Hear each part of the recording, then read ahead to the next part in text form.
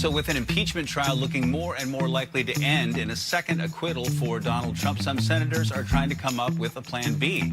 Virginia Senator Tim Kaine is going to file a resolution to censure Trump, hoping that it would prevent him from holding future office. The effort has bipartisan support, but would need 60 votes instead of 67, which impeachment would need. Look, I'm no expert on the Wall Street market. Never claimed to be, never tried to be. Frankly, never had two nickels to rub together to invest in the market. So anything that I follow on it is just sort of, educational, I guess. I don't know. I leave all that stuff to Chris Markowski, the watchdog on Wall Street, whose show I regularly listen to, and you should too. If you really want to know how those things intersect, Chris is very passionate and very entertaining about those things. But I do know a few things, and I know that this whole Reddit GameStop thing has, well, it's struck a few nerves, hasn't it? And I think there's some humor in this, but there's some lessons in this. And we would be remiss not to notice those things. For those of you who are not keeping up, maybe you missed it, maybe you don't care. GameStop is a store, a brick and mortar store. We have one 2 miles that way, I guess. And it's a place where you can buy games, physical copies of video games, computer games, PS3 game, PS5 games, Roblox, that sort of thing. And a few other trinkets and the likes of that. I've been in there a few times with Ben because Ben really likes it. But it's clearly, the word I'm looking for, clearly dying. And the reason it's dying is because nobody wants to go anywhere anymore.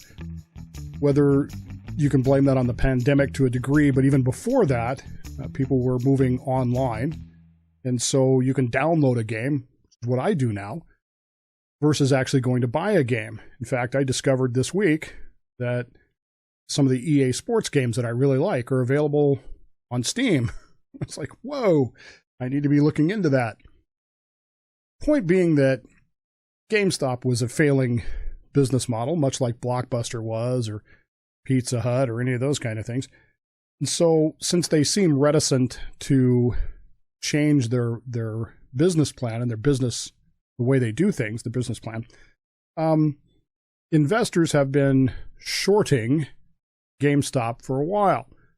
Now, again, I'm not going to sit here and explain to you the mechanisms of the market, but essentially, investors were betting that they could short these stocks from GameStop.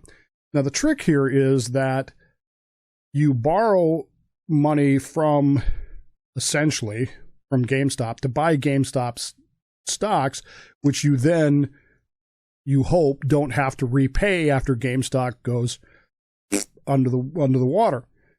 So you come out ahead because you sold higher than you bought something. And anyway, you didn't have to pay any of the money that you borrowed back because they went away. And that's the whole idea here of shorting.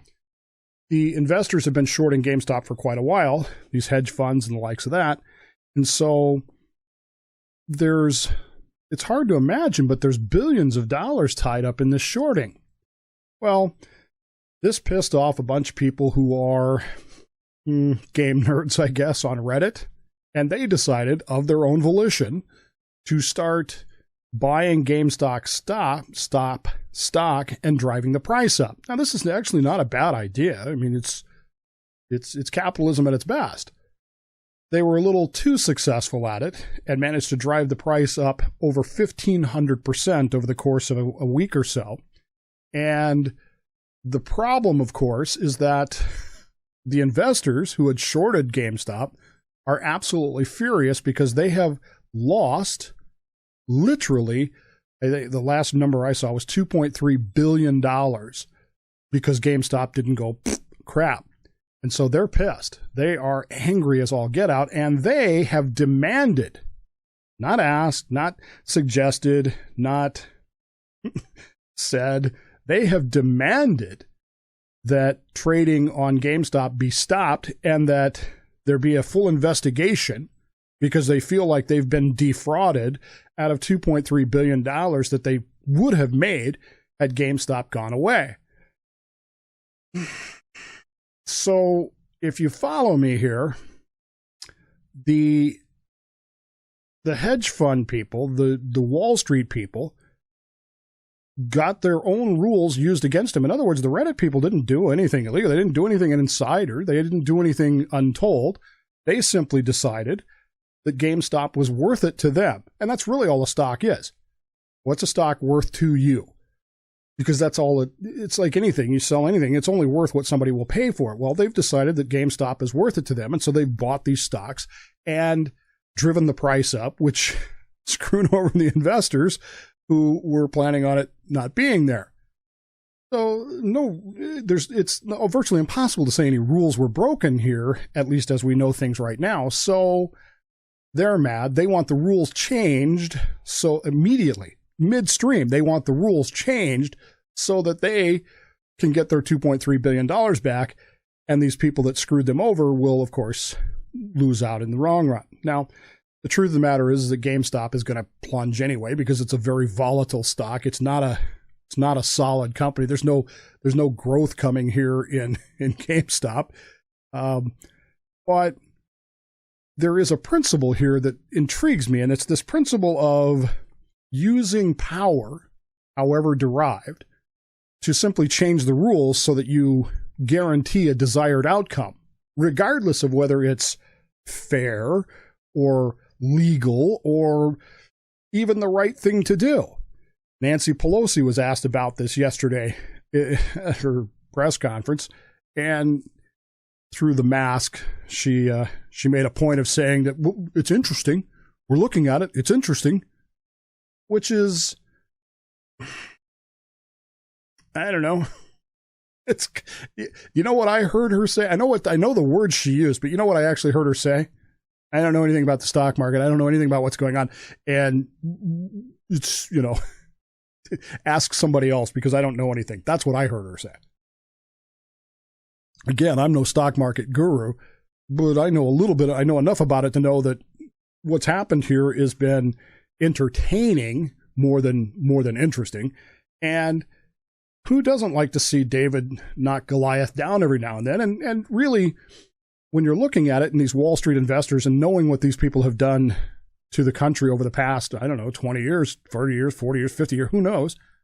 It's kind of nice to see them get bitch slapped once in a while, especially when they get bitch slapped by their own rules. That's, why didn't you bail on it and start buying? That's my question, because you were really hoping they weren't gonna do that, but who knows? It's almost like there's this attitude that if things aren't going the way we want them to go, we'll just change the rules midstream and still get the desired outcome. It's like, what if Kansas City, the Chiefs, every playoff game, they get down by 10 points at least. And suddenly they come roaring back because that's what they do. Well, what if there was a rule that said, your opponent gets to start with a 10-point lead? Do you think it would have the same effect? Well, there's almost like this mentality of, we don't like how this is going, so we're going to start calling penalties the other way, whatever. And so this team will win. And a lot of people are complaining about that, about the Buccaneers and the Packers. But my policy is if you kick a field goal on 4th and goal when you're down by 8 in 2 minutes to go, you deserve everything that happened to you. It's kind of like throwing the ball on 1st and 10 inside of 2 minutes with your opponent only having 2 timeouts. You can complain all you want about the calls of the referees or non-calls, but you threw the ball on 1st down, so that's on you. When you watch all this stuff happening and you start following the rest of the news, you start looking at all this stuff going, wait a minute. So my news this morning was full of stories about the impeachment and how the impeachment is going. Yeah, we're still impeaching him. Trump. It's not the president. We're impeaching Trump. We're told by some, Senator Rand Paul specifically, that impeachment is a no-go. They voted to have the charges dropped. That vote went down 55-45. And this proves that they don't have the votes to convict, so why are we even bothering with this? A lot of people are asking that question anyway. Why are we bothering with this? He's not the president. Well, of course, the idea here is to change the rules midstream because we don't ever want him to be president again. We don't ever want him to hold office again. The guy is, 75, 76 years old? And a billionaire, whatever you think of that. He's got more money than you do, or I do, or both of us put together. So, he's not hurting for money. Why exactly what would he run for again? I mean, some of you think he's going to run for president again because that's what you want, but reality is that's probably far-fetched. But they want to make sure. So they're going to do this impeachment that even though he's not the president, and nobody can answer the question. Nobody can answer the question. Can you impeach somebody who's not actually in office anymore? If Donald Trump is really guilty of inciting an insurrection, and again, for the record, that was not an insurrection, isn't that a crime under the United States Code? Can't we arrest him and charge him and put him on trial for that? We're arresting people in Seattle now. Now that Trump is out of office, now we're arresting people in Seattle for rioting. We're not going to put up with this anymore, the interim police chief says the other day. We're not going to tolerate this no more. Okay, dude. I guess. If it is an actual crime, shouldn't we be doing that? He's not the president anymore, so he's no longer subject to these, things that he had before, these non-indictments and the likes of that. Where's all that gone? Out the window because he's not the president anymore. If he has stayed the president, I guarantee you we'd be still having that conversation about can you indict a sitting president? Guarantee you we'd be still having that, but he's not. And so all that stuff's kind of gone out the window. But we're told impeachment is a no-go. There's no way they'll convict him. And Democrats have started to realize that as well. They've started to realize they don't have the votes to convict. And they've got a bigger problem, which is that even the New York Times yesterday had an op-ed that President Biden is signing too many executive orders way too fast. Not making this up. The New York Times op-ed yesterday, slow down, Joe. Slow down on the executive orders. To which the Biden administration reacted with, shut up. We don't care what you think. The president actually was asked that question yesterday and had to explain that he wasn't really making any laws. He's just undoing Trump's stuff. So it doesn't really matter. It's unimportant. It still goes back to, governments by a pen and a phone, as opposed to any actual legislative involvement whatsoever. That aside, Democrats have a bigger problem. The Biden thing with the executive orders, they still have this COVID thing. Now they've got a $1.9 trillion, another $1.9 trillion COVID relief package that even some amongst their own side are saying, how long are we going to keep doing this? Can't we just open the country back? We got bigger problems here to solve than whether or not Donald John Trump can run for office again. Because really, that's the only goal of impeachment. Impeachment is a political act. It is not criminal, but impeachment is a political act. And the only punishment for it is you can't run for office again. And if you happen to be in office, we throw you out, but he's not in office. So literally, the entirety of this goal of this is to make sure he can't run again. That's it. The Chief Justice of the United States oversees all impeachments of presidents. Justice Roberts has announced that he will not oversee this trial. In fact, the Democrats have announced that Senator Leahy will, which means that a Democrat will be in charge of the impeachment trial, which just makes it look even more political than it already looked. Chief Justice, by the way, is right. He doesn't need to oversee this trial because it's not an impeachment of the president. The president is Joe Biden, not Donald Trump. So the Supreme Court Justice, Chief Justice, doesn't need to oversee it. He is correct. I think he's also doing a little bit of virtue signaling here. He's kind of reminding the people that, we're still the court over here. and we still have a say in these things. And there's also the possibility, folks, there is also the possibility that let's take this to the extreme and say the Democrats do impeach him and impose this sentence upon him. Possible he could come back and sue him saying, you can't do that, I'm not the president. And the Supreme Court might have to make a ruling on that. So I think the Chief Justice is making the right ruling, the right decision to sit out. Whether it's for the right reasons or not, I don't know.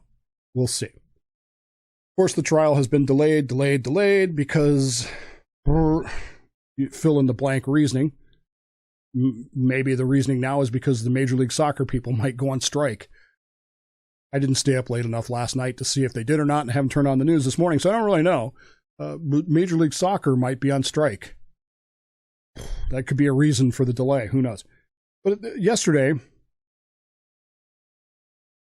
the Democrats started talking about this idea of, well, if we can't convict him, then we can just censure him.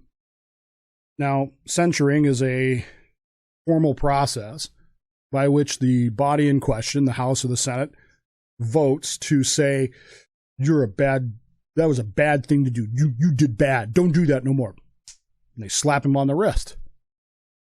And to hear my news people yesterday, it was like they have this impression that if you're censured, it means the end of your career. It means you can't do anything else. It means that's essentially the same thing. You can't run again. That's not what it means at all. In fact, was it Conyers was censured by the House a few years ago for his tax evasion stuff? Didn't stop him from doing anything. It's a giant bowl of nothing burger. And that's really what it is. It's a formal process of saying we disapprove of what you did, but we can't do anything about it. But we have to do something. This is something, therefore we must do this. As opposed to actually accomplishing anything other than wasting the time and tax dollars of the American people on another impeachment of someone who is no longer president. See, they're changing the rules in the middle of the game.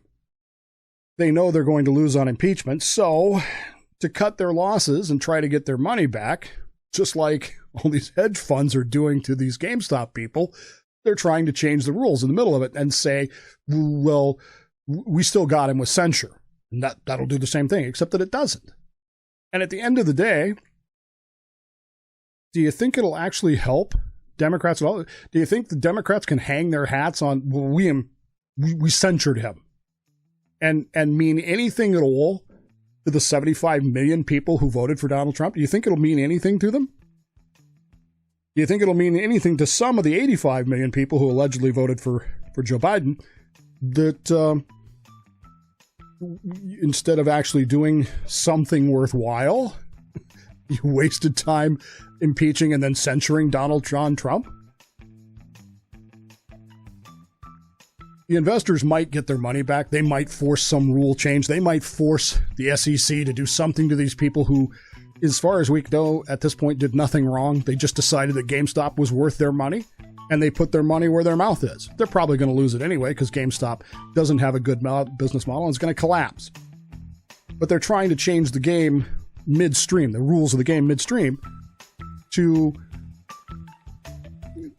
guarantee their desired outcome, which is that they make money, they get richer. Do you think that's going to sit well with everybody if that actually happens? Do you think if the SEC and these hedge fund companies actually win in this and actually crush these Reddit people who have decided to invest in these smaller companies, you think that's going to set well with the American people? You think people are going to go out there and go, well, those people are worth giving my money to, huh? Because they always win?